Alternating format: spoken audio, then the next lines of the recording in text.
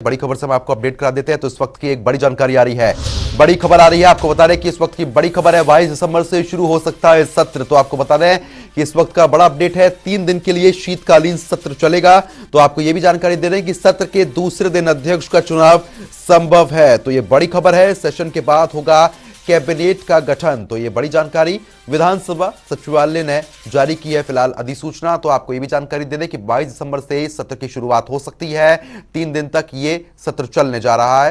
तो इस खबर पर अपडेट के साथ ब्यूरो चीफ विकास शर्मा लगातार हमारे साथ बने हुए हैं। विकास, जिस तरीके से जानकारी ये मिल पा रही है कि अब आने वाले समय में 22 तारीख से सत्र की शुरुआत हो सकती है, 3 दिन के लिए सत्र रहने वाला है और अध्यक्ष पद को लेकर भी नाम सामने आ जाएगा, क्या अपडेट है?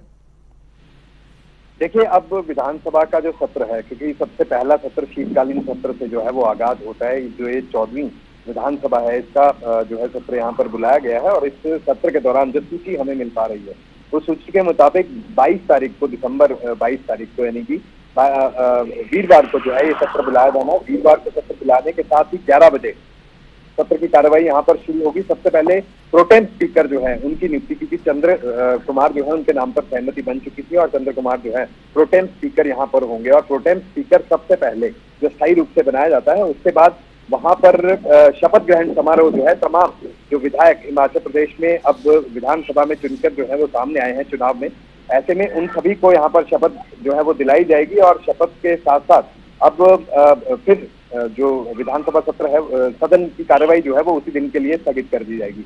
उसके बाद अगले दिन यानी शुक्रवार को जो है 23 दिसंबर को फिर से 11 बजे जो है वो सदन की कार्रवाई यहाँ पर शुरू होगी, जिसमें अध्यक्ष पद का, अध्यक्ष और जो उपाध्यक्ष हैं, इन दोनों का चुनाव यहाँ पर किया जाना है। लिहाजा 17 तारीख को सबसे पहले अध्यक्ष पद का, जो अध्यक्ष का जो चुनाव है वो यहाँ पर किया जाना है। सर्वसम्मति से ये चुनाव जो है वो किया जाता है और उसके बाद उपाध्यक्ष का भी चुनाव यहाँ पर किया जाना है। फिर अब राज्यपाल का अभिभाषण जो है वो तय होता है और ऐसे में उसी दिन का जो है वो समय तय किया गया है कि उसके बाद जब ये चुनाव जो वहां पर होगा, जब चयन जो है अध्यक्ष और उपाध्यक्ष का होगा, उसके बाद राज्यपाल का अभिभाषण जो है वो यहाँ पर किया जाना है।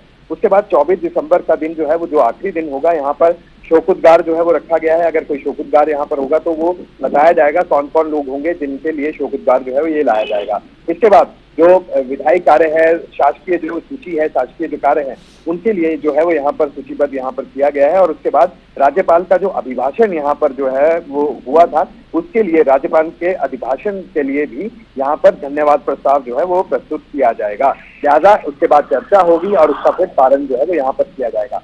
3 दिन कई मायनों में अहम, और क्योंकि सुप्रीम सरकार ये बात कह रही है कि सबसे पहले अब विधानसभा का सत्र बुला लिया जाए और उसके बाद फिर कैबिनेट का विस्तार होना चाहिए। फिलहाल जो चर्चाएं चल रही थी कि कैबिनेट जो है वो नहीं बनी है, भूपेंद्र सिंह सुक्खू और मुकेश अग्निहोत्री जो उप मुख्यमंत्री हैं, दोनों ही कमान जो है वो संभाल चुके हैं, अपना पद ग्रहण कर चुके हैं। तो अब ज्यादा जो हम बात करें जो कैबिनेट के विस्तार की बार बार खबरें आ रही थी, फिलहाल उसकी बहुत ज्यादा जरूरत जो है वो दिखती नहीं थी। लेकिन ये जो है सुप्रीम सरकार ने बिल्कुल साफ तौर पर कह दिया है, सबसे पहले शीतकालीन सत्र और शीतकालीन सत्र के बाद जो है फिर कैबिनेट का आगे जो विस्तार है, मंत्रिमंडल का विस्तार है, वो यहाँ पर हो सकता है, जिसके बाद जो है कैबिनेट की बैठक भी वहां पर हो सकती है। और कैबिनेट की बैठक तो फिलहाल अब 2 लोग भी मिलकर जो है वो कर सकते हैं। और जो भी चीजें ये कह रहे हैं, जिस तरह से गारंटियों की बात की जाए या फिर चुनावी घोषणा पत्र की जो बात है, अब वो सरकारी दस्तावेज बन चुका है, नीतिगत दस्तावेज जो है वो बन चुका है। किस तरह से तमाम चीजें जो है वो अब रहने वाली हैं, ये देखना होगा। फिलहाल जो विधानसभा का सत्र है उसको बुलाए जाने के बाद उम्मीद लोगों की जो है वो ज्यादा हो गई है कि 10 दिन का समय जो है वो सुक्खू सरकार यहाँ पर कह रही थी कि अगर सत्ता में आते हैं तो कांग्रेस पार्टी 10 दिन के भीतर ही कुछ ना कुछ फैसला जो है तमाम गारंटियों के ऊपर और तमाम जो वायदे लोगों से, जनता से जो है यहाँ पर किए गए थे, उसके ऊपर अब काम करना है। लिहाजा मंत्रिमंडल के विस्तार की भी बात सामने आ रही है, जल्द ही विस्तार देखने के लिए मिल सकता है। चलिए ठीक है विकास, बहुत बहुत शुक्रिया तमाम जानकारी हमारे साथ साझा करने के लिए। तो फिलहाल जिस तरीके से हमारे ब्यूरो चीफ तमाम जानकारी दे रहे थे, काफी महत्वपूर्ण ये सत्र माना जा रहा है। सेशन के बाद कैबिनेट का गठन भी होगा, हिमाचल विधानसभा जुड़ी सी ये बड़ी जानकारी हम आप तक पहुंचा रहे हैं।